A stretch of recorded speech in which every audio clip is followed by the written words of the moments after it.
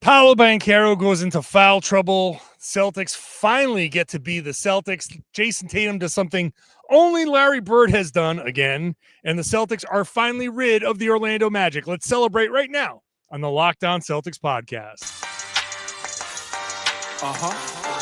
Yup. Beantown, be ever ready. Recognize the city of champs. Back to back, if I say it, it's stamped. Locked on number 19, the best one, the next one. Juice loose in your pool now for the next run. It's the C's, who else could it be? What they gon' say now? Screaming like JT Karalis, recap the madness every game, every practice. Best daily pod, no cap like Brad Beckett. Clutch like Drew to KP, tap in daily. Primetime dapping D White on the sideline. Raining Jays, how it started, raising banners, how we finished. Locked on Celtics pod, home of the winners. Hey there, welcome back to the Locked On Celtics podcast, right here on the Locked On Podcast Network, where it's your team every day. And I got you covered every Monday through Friday, plus bonus podcasts on the weekends or whenever the Celtics play. We don't know when the Celtics are going to play again because they have now dispatched the Orlando Magic in 5 games. So make sure you're subscribed to your podcast. Watch the show on YouTube. Get into the comment section. Let me know what you're thinking about this series, this game, whatever I'm saying. I'm John Karalis. I have been covering the Celtics for about 20 years. Doing it now as a beat writer for Boston Sports Journal, and I've written a couple books about the Celtics, so please go pick those up. Today's show is brought to you by Game Time. Download the Game Time app, create an account, use the code LOCKEDONNBA for $20 off your first purchase. And your first purchase could be tickets to Celtics and, I don't know, Pistons, Knicks. We don't know. It's going to be one of those two teams. But we know it's not going to be the Orlando Magic because the Orlando Magic are done. I am not going back to Orlando. I get to celebrate. Oh, poor Philip Rossman Reich walking behind me. Na, na, na, na, na, na, na. Na, na, na, na, na. I did a little dance behind him in the podcast. I did my the dance I was doing, by the way, Phil, was the Andy Samberg people getting punched before eating. That was my little the kind of dance. And Philip Rossman Reich just did the sad Charlie Brown walk, which is appropriate because Orlando's season is over, and I could not be happier because my first bullet point here on the YouTube page is good riddance, all caps. I do not want to be around this team anymore. I'm happy the Celtics have escaped without any further injury, without any further bruises, bloodiness, whatever. The 3 flagrant fouls from the first few games are now history. The Celtics get some time to rest up, and I'm just happy. This was a tough series. It's a 4-1 series, but it was a lot harder than you would expect a 4-1 series to be. Someday down the road, years down the road, when we look at the Celtics playoff run, and hopefully this is a long playoff run, and we go, oh yeah, 4-1 Orlando. They kind of dispatched Orlando, but I'm going to be the old man in the rocking chair. Like, let me tell you about that first round series against the Magic. It was difficult and not fun and impressive for the Celtics because they spent 5 full games playing a style that they really don't necessarily want to play. Al Horford was joking about it after the game in the locker room. He said, we want to go out there and shoot 63 pointers. We want to fly all over the place. And they never got the chance to do that. They were 0 for 6 from 3 at halftime in game 5 here. 0 for 6 from 3 for the Celtics is stunning in a couple of different ways because, number one, no 3-pointers. No, the Celtics did not hit a single 3-pointer in a half of basketball. And 6, you only took 6 3-pointers in a whole half. The Celtics will take 6 3-pointers in less than a minute sometimes. Well, less than a couple of minutes. They'll come down and fire away. Those guys have put up 6 3-pointers in very rapid succession. To only have 6 at the half, just a testament to the Orlando Magic defense, as I've been saying, and people have accused me of gushing a little too much about the Magic. But look, I'm impressed. I'm just impressed with their ability to stick to their game plan and the way they played the Celtics. It's been a very impressive series. Jaylen Brown after the game was like, look, I got nothing bad to say about the Magic, even though there was a little bit of back and forth and chippiness.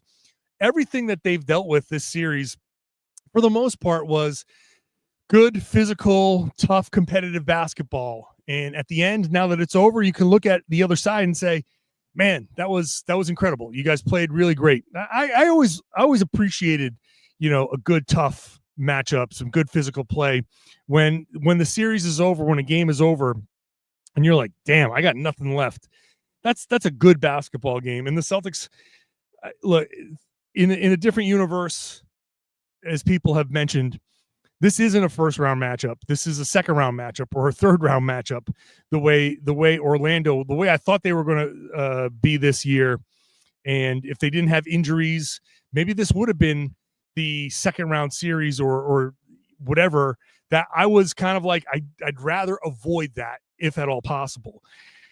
But the Celtics managed to put this thing away in the third quarter. The turning point of this game was Banchero's foul trouble. Paolo Banchero picked up his fifth foul with just under 10 minutes to go.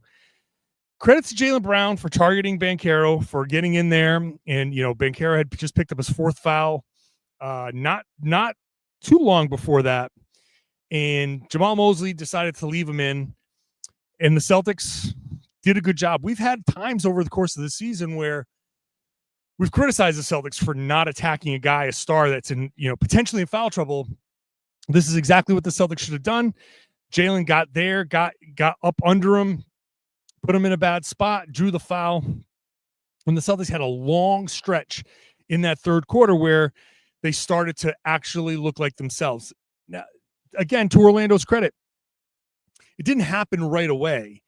And in fact, I put it in my live blog, like every minute that the Magic survived without Banchero early in that bit. So probably until 6 minutes to go in the third quarter, it felt like Orlando was going to survive it a little bit.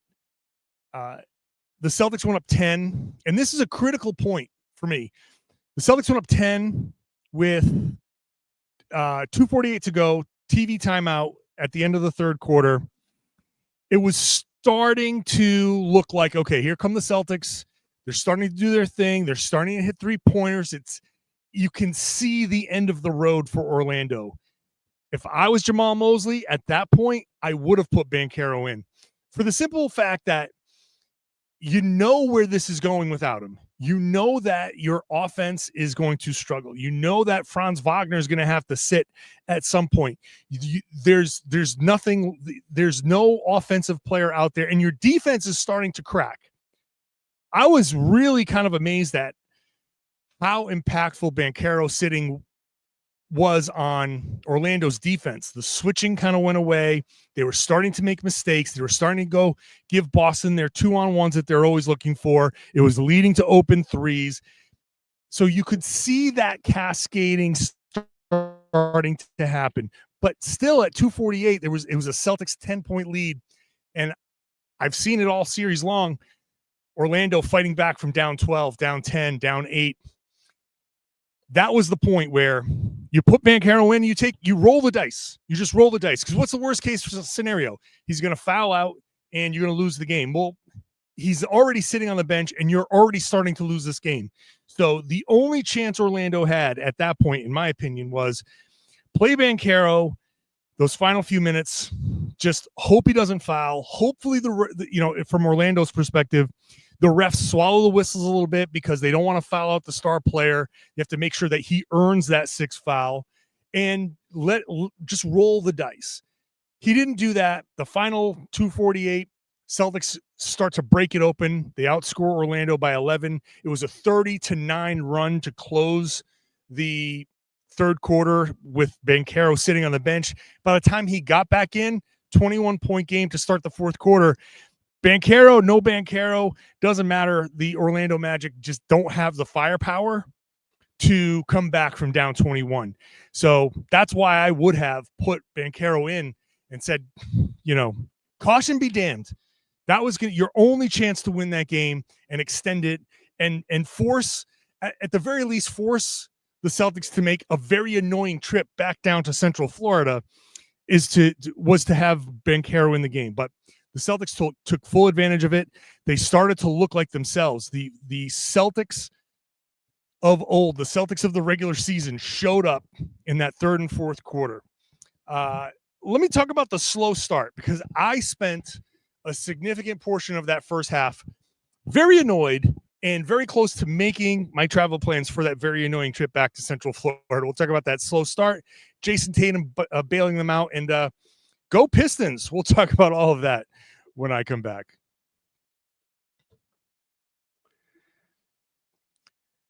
Today's show is brought to you by Car Gurus. If you're shopping for a car, which I know my wife is in the middle of currently shopping for a car, it is exhausting, but it should be exciting.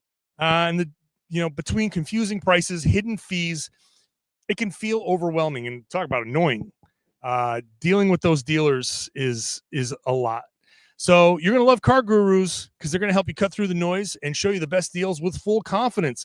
With over 4 million listings, Car Gurus has more new and used cars than any other major online marketplace in the United States. They verify dealers, provide real price analysis, and give you the tools and data you need to make the right choice without second guessing yourself. If you need a deal you can trust, Car Gurus makes it easy to compare vehicles side by side with unbiased deal ratings. And the best feature, price drop alerts, so you know exactly when the perfect car is going to be available in your budget. Plus, in-depth vehicle details gives you peace of mind before stepping onto any lot. It's no wonder SimilarWeb estimated traffic data shows Car Gurus is the #1 most visited car shopping site. Buy or sell your next car today with Car Gurus at cargurus.com. Go to cargurus.com to make sure your big deal is the best deal. That's cargurus.com, cargurus.com. Today's show is also brought to you by Wayfair. I say every time we talk about Wayfair that every spring my wife and I, our majority of our texts are Wayfair links to one another, because springtime is time to give your house like a little bit of a, not a makeover, but it's a little something, a little spruce up. So if you want small updates like stylish cabinet hardware, or maybe a major upgrade like a new vanity, sink, outdoor lighting, Wayfair has quality products for every budget. In fact, I've got a contractor coming over to take down cabinets, which means we're going to have to redo some of our kitchen. So I know that Wayfair is going to give me some great deals on that with free fast shipping. There's no hauling heavy items from the store, and they've got top brands like GE and Moen at great prices.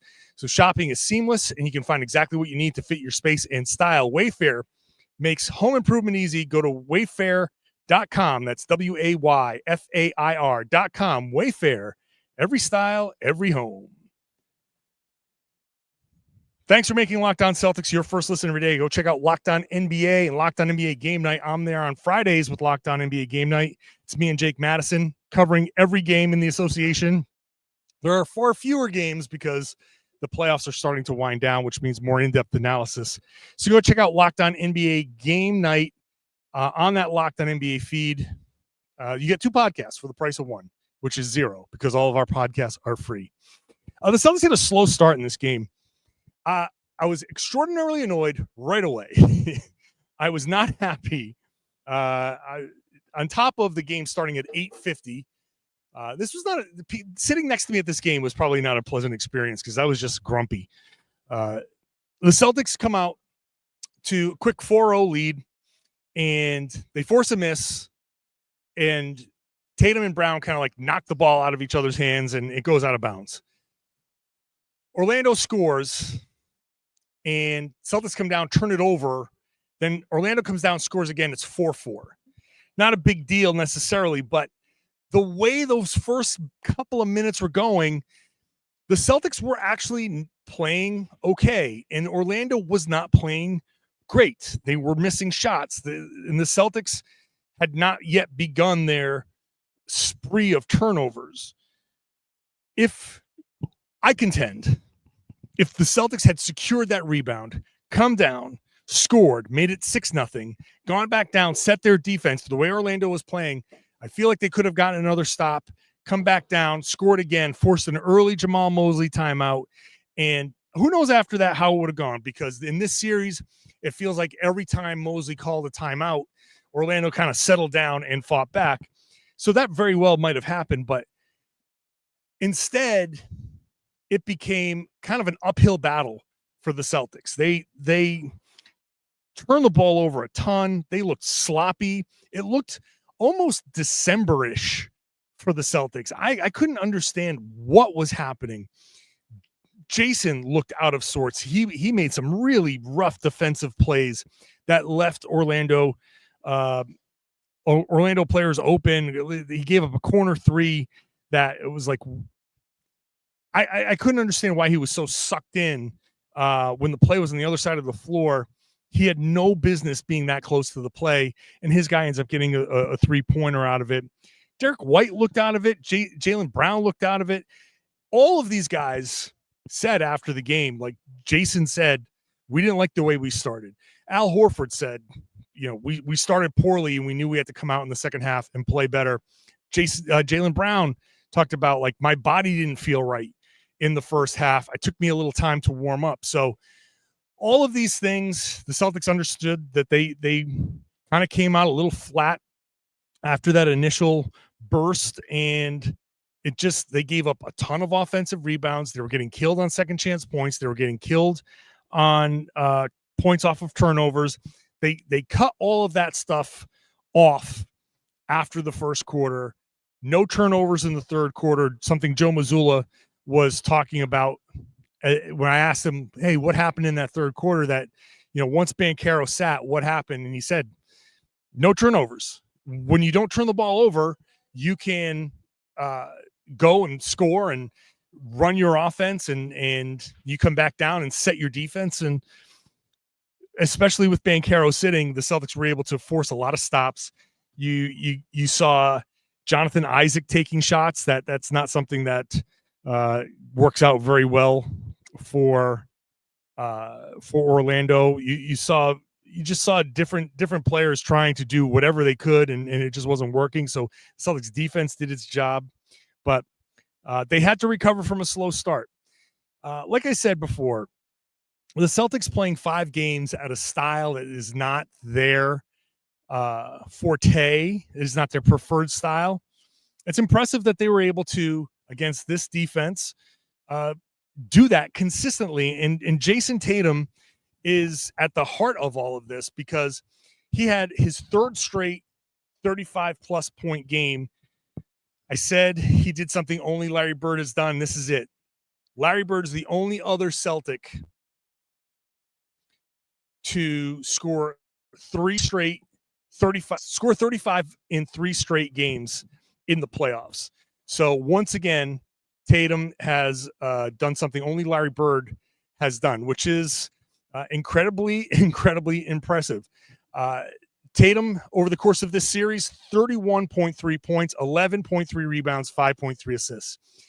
I know in today's age of instant reaction, and I'm a big part of that. Obviously, I'm here doing a podcast, and not only did I do a podcast, I had like an instant reaction video that's already up on YouTube, and it's on Instagram, and it's in the Locked On NBA game night, recap show. And so and if you look behind me, there's a bunch of people working around, people recording podcasts like crazy, right? So there's a ton of instant reactions all the time, and everybody's picking everything apart.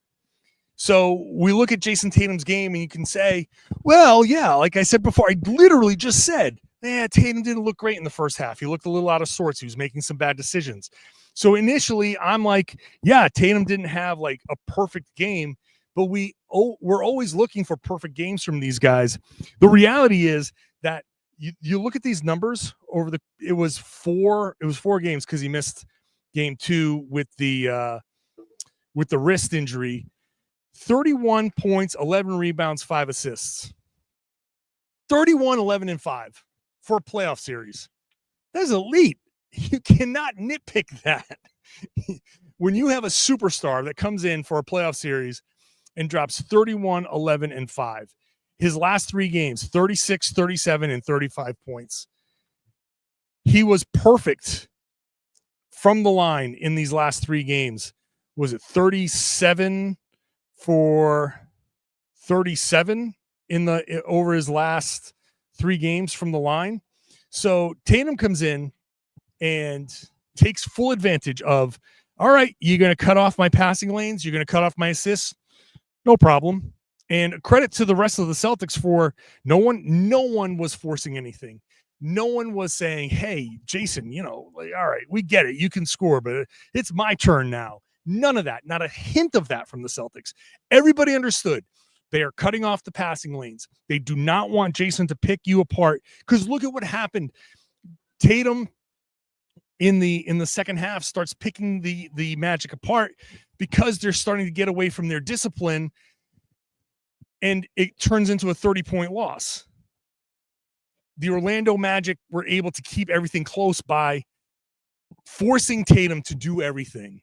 And Tatum helped them win a bunch of close games, but they were still close games. So from the Orlando perspective, that was part of the game plan. And so Tatum is able to work within that system, get to the line, absorb the contact,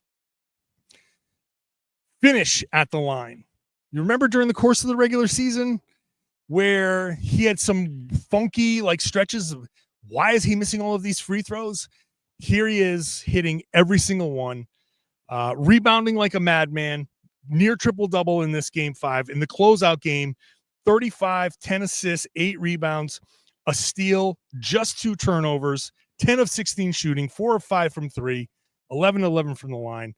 Elite stuff. I think that he's due for some real MVP conversation next year. I think next season, it's the next step for Jayson Tatum. He's just entering his prime.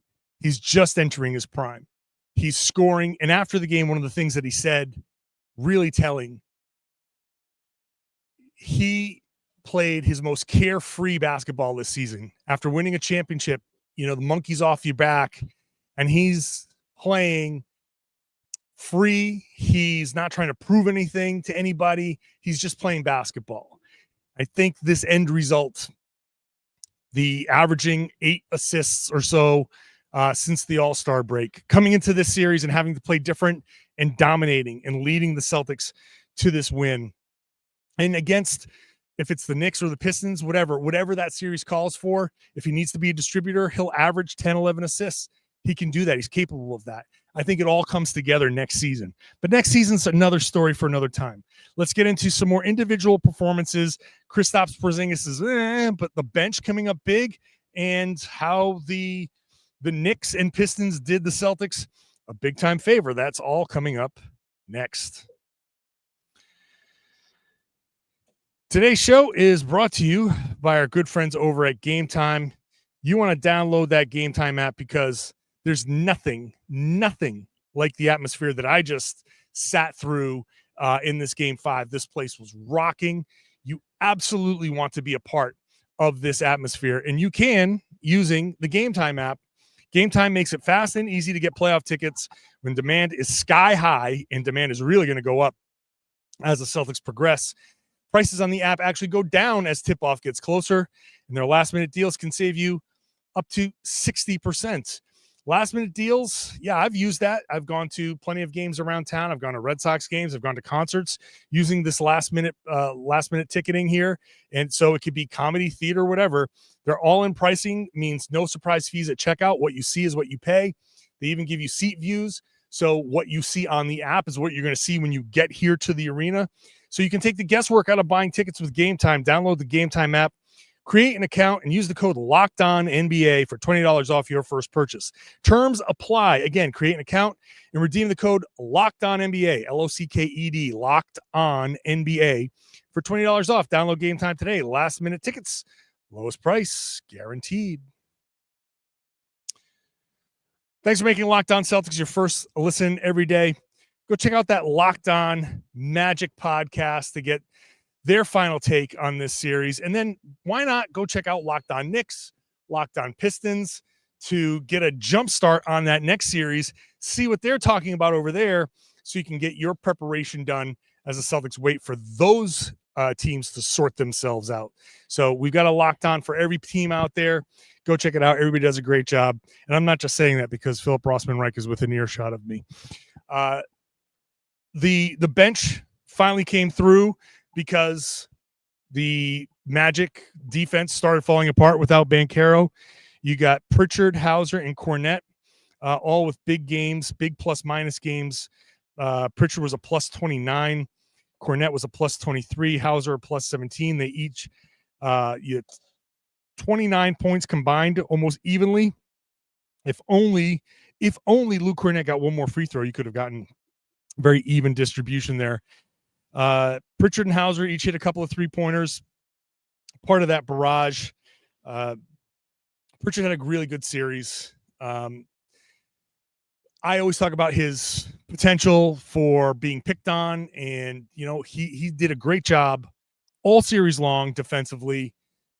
Obviously, there are always going to be limitations for him, but he did a great job every time he got switched. We got switched onto Wagner. When he got switched onto Banchero, he kind of held his own more than you might expect somebody like Pritchard to hold his own. But those guys came in and did a really good job for the Celtics.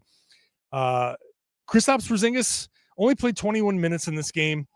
I think that first of all, it's fine. It's fine. He really struggled in this series. I don't think he was. I don't think this kind of matchup, this super physical matchup, works for him. I think he more than anybody was impacted by it. There are a couple of times in this first half in Game 5 where he turned. I think one time he had Cole Anthony on him. I was like, just shoot over him. I don't know if it's Cole Anthony or Corey Joseph. I was just like, shoot. Just don't put the ball up over your head and fake. Like, what are you faking for? You got a guy that's literally half your size almost. Turn around, shoot the ball like he's not even there, because it doesn't matter. What's he going to do? He cannot bother you. All he can do is foul you. So he got into foul trouble again. He played 6 minutes in the third quarter. Was not the most effective he's ever been. He only finished with 9 points, 3 of 8 shooting. He missed all 3 3-pointers. He did have a steal, did have a block, and then he sat the whole fourth quarter. All right, move on. Flush it.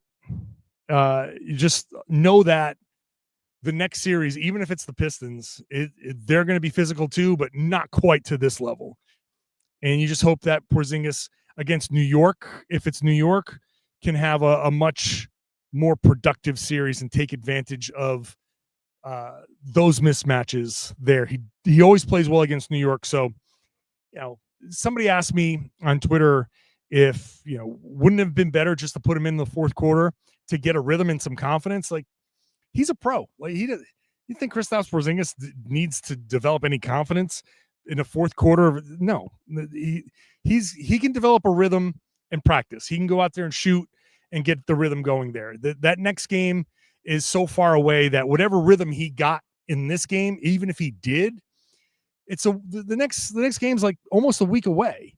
I mean, this game was on Tuesday night.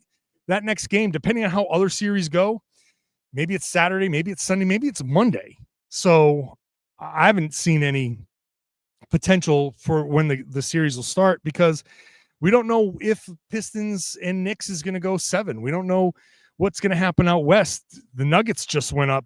Like, if that series goes 7, like, you can't start Celtics and whomever, or you can't start the Cavs and the Pacers, who that matchup is set until a lot of these things get figured out, because you can't have one team just waiting after that. What if that next series is a sweep? You can't have that the winner of that series just waiting. So you got to wait now and spread it out. So that's my very long-winded way of saying we don't know when the next game is going to be, and there's no point in you're not going to get any rhythm that carries over now into that next series. So Porzingis will be fine. Al Horford once again played well, a very impactful 9-point game, but he had 6 rebounds, 4 assists, a steal, a block. Just a monster, just a monster defensively. He did make some mistakes, get caught up in the moment, trying to bring the ball up on his own and turn it over. It's fine. It's fine. I'm not going to nitpick that right now after a 31-point win to close out the series. I thought he's Al Horford's contributions are almost always extraordinary. So I thought he played well in this one. Jaylen Brown, I probably should have mentioned him a lot earlier. 23 points, 6 rebounds, 3 assists. He was dominating that third quarter. And like I said, was the reason why Banchero drew his 5th foul. And so, look, Jaylen, he's dealing with that knee, and he said after the game that he's going to take full advantage of the downtime. Joe said that the Celtics are going to exit the arena for a couple of days. So I'm assuming that means everybody get off their feet on Wednesday, everybody get off their feet on Thursday, maybe some light shooting, come in, get your treatment, but don't go overboard. Just keep your rhythm, keep your touch, get whatever you need to get in that knee to progress, if there's any progression to be made in the healing, but do whatever you need to do, but mostly stay off it and don't push it and get ready for that next series. So I know Jaylen Brown is looking very forward to some rest. And so good for the Pistons for giving Jaylen Brown some of that rest. Maybe we can send them an edible arrangement on behalf of Jaylen Brown for extending that series. That really worked out well. The Celtics, after the Knicks went up 3-1, I thought the Celtics there was a little bit of pressure there, and I thought they really needed to make sure that they won that game 4, and they did, obviously. And once that Knicks game ended, in the middle of this game, they put the score up on the Jumbotron, and the whole place cheered because everybody is aware that the longer that series goes, the more rest the Celtics have, and the less time that team has to prepare for the Celtics. Not that that's a gigantic advantage. They've got assistant coaches who are putting scouting reports together, and so and they've all played each other, so they kind of know. But any advantage you can get, even if it's a little one, even if it wins you a couple of possessions, hey, that could be the difference between a win and a loss. So, but more so, the Celtics being well rested and getting into their next series against a team that might be fatigued. Those two teams are fighting it out. So it's weird for people in Boston to be saying this, but go Pistons and keep extending that series. And then whoever it is, I think I'd say go Pistons now and then go Knicks in game 7, because I think the Knicks are a better matchup for the Celtics, even though the Pistons are not quite as good talent-wise. I think that would almost be an extension of this series, whereas the Knicks, I think, are so many defensive deficiencies that we get to see the Celtics that we all know and love, the high-flying 63-point 60 3-pointer shooting Celtics. All right, I'll be back to tomorrow to kind of make this transition from this series into the next series. There are things that the Celtics can carry over, and so we'll talk about that. We'll talk about preferable matchups. We'll talk about all that stuff tomorrow and progress through this kind of uncertainty, and maybe we'll wait until after Knicks Pistons game 6 to do that next podcast. So that's going to be the schedule for this week. Make sure you're subscribed to get these shows dropped directly to your favorite podcasting app. We're on all of them. The shows are all free. They're Monday through Friday. Bonus podcasts on the weekend. You can get into the YouTube comment section, watch the show, and then comment on the show, comment on what I'm saying and all that stuff, all right here. And then I would love it if you shared the podcast and tell everybody they should be listening to and watching the Locked On Celtics podcast here on the Locked On Podcast Network. It's your team every day.